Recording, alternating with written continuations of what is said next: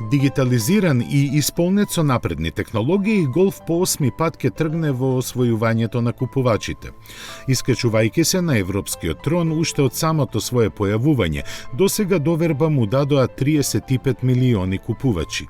И сите тие точно знаеа што можат да очекуваат од неговата 8 генерација. Затоа и во дизајнот нема изненадувања, иако значително се разликува од претходникот. Носот му е спуштен, маската во согласно со најновите трендови на марката, а светлата визуелно поделени и истакнати со LED веги и подочници. Отворните за воздух во браникот се поагресивни, а силуетата скоро во целост задржана. Динамиката истакната со силната карактерна линија, која е извлечена скоро по целата должина на возилото. И задниот дел е дизајнерски фамилиарен, со изменети светла и друг браник. Вистинската револуција во однос на сегашниот модел е во внатрешноста.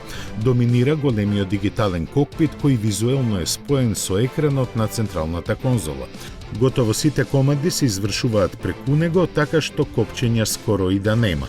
Исполнетоста со нови технологии продолжува и под кожата и со право новиот Голф се нарекува најпрогресивен досега. Се отклучува со мобилен телефон, а комуницира со другите возила со кои меѓусебно се предупредува за опасностите на патот. Располага со систем за полуавтономно возење кој функционира до 210 км на час и може сам да се управува, забрзува или запира.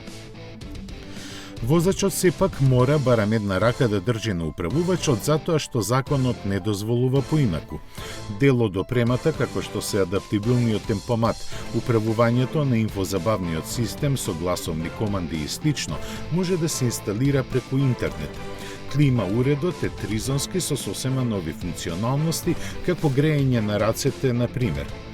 Рачката од DSG менувачот веќе не е ни рачка, туку мал електронски поврзан џојстик. Голфот од 8-та генерација е поставен на нова верзија на познатата модуларна платформа и за малку е поголем од претходникот. Моторизацијата ја предвода точно 5 хибридни верзии, сите базирани на 1,4 литарски бензинец. 3 од нив, кои располагаат со 110, 130 и 150 конски сили, имаат 48 волтен благ хибриден систем, кој возачот нема ни да го забележи во возењето. Поинакви се плагин моделите со 204 и 245 коњи и двата со батерија од 13 киловат-часа која овозможува 60 на електрични километри. Основниот мотор ќе биде трицилиндричен со 90 и 110 конски сили, а на врвот на понудата се наоѓа 300 конски силниот TSI. Дизел агрегатот е сосема нов од 2 литри и ќе се нуди со 115 и 150 конски сили. Продажбата на Голф 8 ќе започне во декември, а цените официјално не се објавени.